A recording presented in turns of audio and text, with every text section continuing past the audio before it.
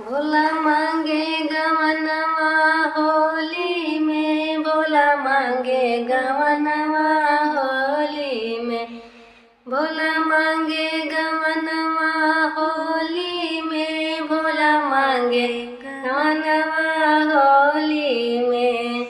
पहिला संदेशा ब्रह्मा जी के अइले, पहिला संदेशा ब्रह्मा जी के अइले। अरे हम नहीं जाइब डोली में, भोला मांगे गवनवा होली में।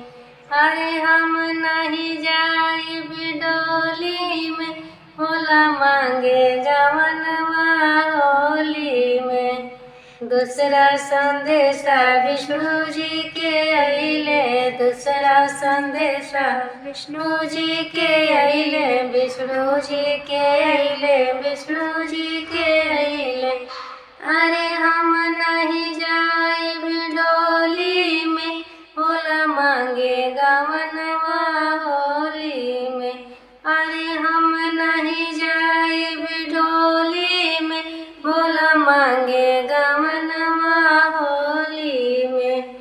तीसरा संदेशा शंकर जी के अइले, तीसरा संदेशा शंकर जी के अइले, शंकर जी के अइले, शंकर जी के अइले। अरे हम नहीं, अरे गौरा के मन के लुभैले हो, भोला मांगे गवनवा होली में। अरे गौरा के मन के लुभैले हो, हम जाइब गवनवा डोली में। अरे गौरा के मन के लुभैले हो, हम जाइब गवनवा डोली में।